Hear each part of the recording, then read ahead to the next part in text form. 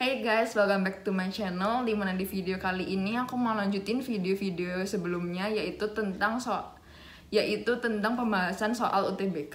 Nah, di video kali ini aku mau lanjut ke subtes selanjutnya, yaitu pengetahuan dan pemahaman umum. Di subtes yang kali ini bisa dipastikan kalian bakal ketemu soal bahasa Inggris. Jadi kalian harus vocabnya kuat dan kosakatanya juga harus luas. Nah, gimana sih cara perluas kosakata yang baik dan juga fun? Kalian bisa langsung tonton video aku yang udah aku upload di sini. Dimana di situ kalian itu nggak harus menekan diri kalian atau menyiksa diri kalian dalam memperluas kosakata. Nah, nggak usah lama-lama, langsung aja kita masuk ke soal yang nomor 1. Oke guys, pertama-tama kita bahas dulu yang bahasa Indonesia. Dan ini adalah teks yang akan kita bahas. Jadi barangkali kalian mau baca full teksnya, silahkan. Nah, pertanyaan nomor 1. Topik bacaan tersebut adalah... Oke, kalau pertanyaan kayak gini biasanya gampang karena kita dengan gampangnya nemuin topik bacaan itu biasanya di kalimat utamanya. Nah, kalimat utama itu biasanya ada di kalimat pertamanya. Jadi kita coba dulu baca kalimat pertamanya. Perkembangan yang semakin modern ini tidak dapat dimungkiri telah mempengaruhi sebagian kebiasaan masyarakat Indonesia dan berdampak pada kebudayaan kita. Nah, apakah kita udah dapat topiknya? Khusus di teks ini ternyata kita nggak langsung bisa dapetin topiknya di kalimat pertama. Karena ternyata di situ, di kalimat keduanya itu dia membahas lebih detail lagi. Di situ tertulis, dampak tersebut adalah mulai ditinggalkannya satu di antara budaya oleh masyarakat, yaitu budaya berpantun. Nah, jadi di kalimat kedua ini dia masih berhubungan dengan kalimat pertama. Nah, kalau kita baca pilihan gandanya, di situ ada pilihan yang A, dia pengaruh perkembangan budaya modern. Nah, sebenarnya ini benar atau enggak? Ya, benar-benar aja sih. Cuma apakah dia itu topik bacaannya? Menurut aku enggak, karena ada yang lebih tepat daripada yang A, yaitu yang B, di mana di situ dibilang hilangnya budaya berpantun dalam masyarakat. Nah, kalau kalian baca sampai ending, sebenarnya teks ini juga lebih ngebahas tentang budaya berpantun, bukan tentang pengaruh perkembangan budaya modern. Jadi bisa langsung disimpulin kalau jawabannya itu adalah yang B. Masuk ke pertanyaan yang kedua, di mana ditanyakan pernyataan manakah berikut ini yang tidak berhubungan dengan isi teks tersebut. Nah, ini mau nggak mau harus baca satu-satu pilihannya dan nyocokin sama teksnya. Nah, cara cepet buat ngerjain contoh soal kayak gini adalah kita temuin dulu keywordnya, lalu kita cocokin sama teksnya. Jadi kita nggak usah baca satu kata per satu kata, karena itu bakal ngebuang waktu kalian. Oke, breakdown dulu pilihan ganda yang A. Di situ keywordnya kira-kira generasi muda mengenal pantun. Nah, langsung kita scanning aja bacanya. Dan ternyata di kalimat yang ketiga itu, di situ ada tulisan generasi muda hanya untuk diperkenalkan tanpa diberikan wadah pelestarian. Nah, kalau kalian baca pilihan ganda yang A, itu sebenarnya ngasih solusi berkaitan dengan kalimat yang ketiga itu. Jadi dia itu masih berhubungan, sehingga jawabannya itu bukan yang A. Lanjut ke pilihan ganda yang B. Keywordnya berpantun tidak terdengar lagi di luar upacara adat. Nah, ternyata itu dibahas di kalimat yang kelima, di mana di situ ditulis pantun hanya dapat kita dengar pada upacara adat bla bla bla bla bla bla. Jadi pilihan ganda yang B itu sebenarnya secara nggak langsung intinya sama kayak yang kalimat 5, sehingga jawabannya itu udah pasti bukan yang B. Nah, lanjut ke pilihan yang C. Nah, yang C ini ternyata dibahas persis kayak di kalimat yang ketujuh. Jadi yang C ini udah jelas berhubungan dan jawabannya udah pasti bukan yang C. Lanjut ke pilihan ganda yang D. Nah, yang D kita baca dulu nih. Masyarakat terutama generasi muda beranggapan bahwa budaya berpantun ketinggalan zaman. Nah, sebenarnya kalau kita baca teksnya itu nggak dibahas sama sekali ya. Kalimat itu bener-bener nggak ada di teksnya. Jadi sebenarnya yang D ini paling nggak nyambung sih. Cuma kita cek dulu aja yang E. Nah, yang E itu di situ dibilang dalam budaya atau suku bangsa tertentu di Indonesia, berpantun bisa memeriahkan upacara adat.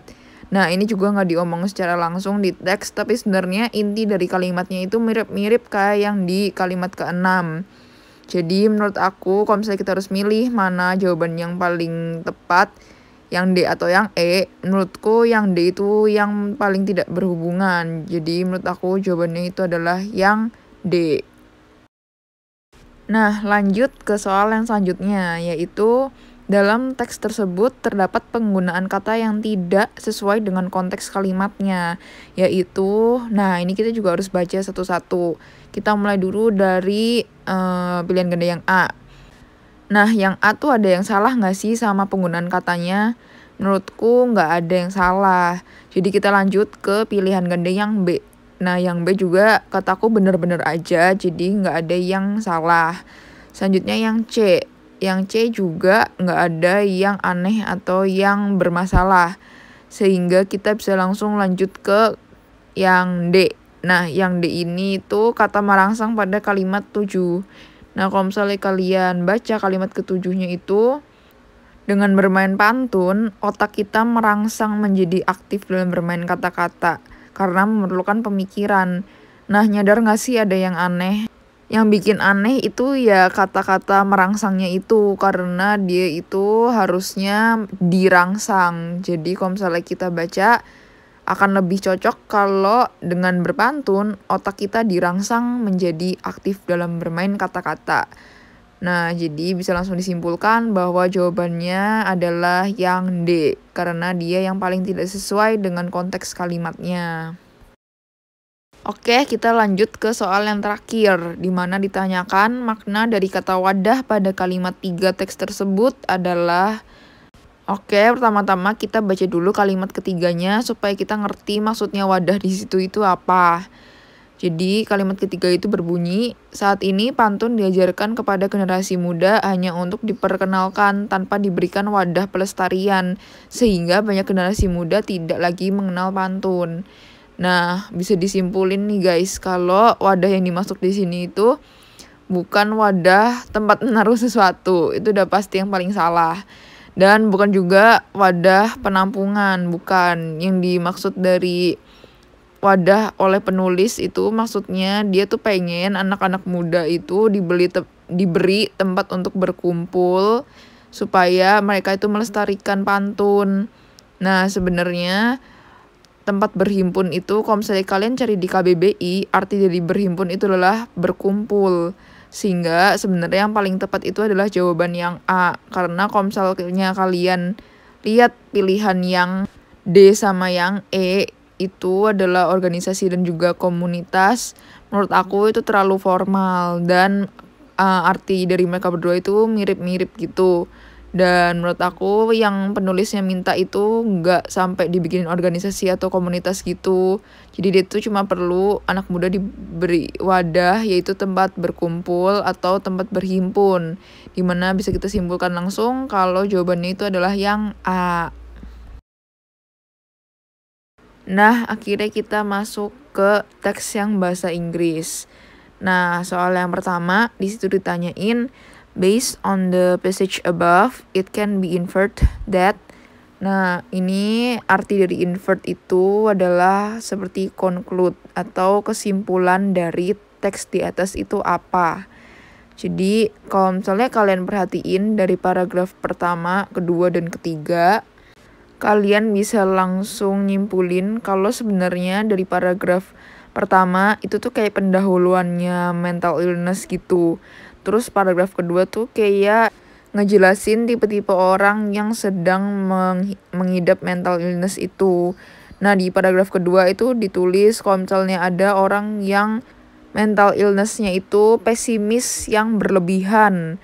Lalu kalau misalnya kalian baca di paragraf ketiga, kalimat pertamanya dan kalimat kedua ditulis kalau tipe-tipe mental illness lainnya itu adalah orang yang bipolar. Nah, jadi kalian bisa nemuin berbagai macam mental illness yang dibahas oleh teks tersebut. Jadi sebenarnya kalau kita mau nyimpulin apa kesimpulan dari teks tersebut, yang paling benar itu adalah di pilihan yang E, di mana di situ ditulis essentially there is no best therapy for mentally disordered people. Jadi kesimpulan dari teks ini adalah tidak ada terapi yang terbaik karena banyak banget tipe-tipe gangguan mental. Jadi kalau misalnya orang mau terapi tergantung jenis gangguan mentalnya itu apa. Jadi bisa disimpulin bahwa nggak ada terapi spesifik yang paling terbaik, sehingga bisa kita simpulkan bahwa jawabannya yang benar adalah yang E.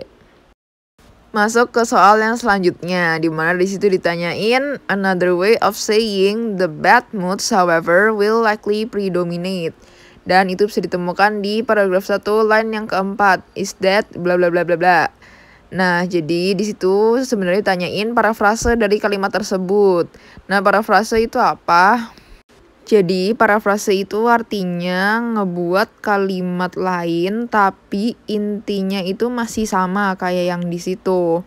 Jadi, kita sebenarnya gampang aja sih, kita tinggal cari sinonim yang mirip-mirip sama keywordnya.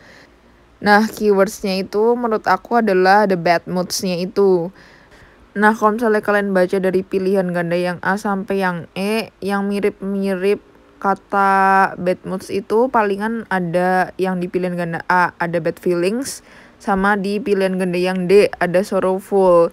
Nah, tapi kalau kalian baca pilihan ganda yang A, inti kalimatnya itu beda banget sama yang diminta sama pertanyaannya. Jadi sebenarnya yang paling mendekati inti kalimat yang mirip sama yang ditanyain itu adalah yang D. Jadi kalau misalnya kita artiin kalimat yang ada di pertanyaan itu artinya kalau di ke-Indonesiain akan tetapi perasaan yang buruk akan lebih mendominasi. Dan kalau misalnya kita artiin pilihan ganda yang D, artinya itu adalah namun ada kecenderungan umum yang terjadi yaitu merasa sedih. Jadi bisa kita simpulin kalau parafrase yang benar dari kalimat yang ada di pertanyaan itu adalah pilihan ganda yang D. Sehingga jawabannya itu adalah yang D.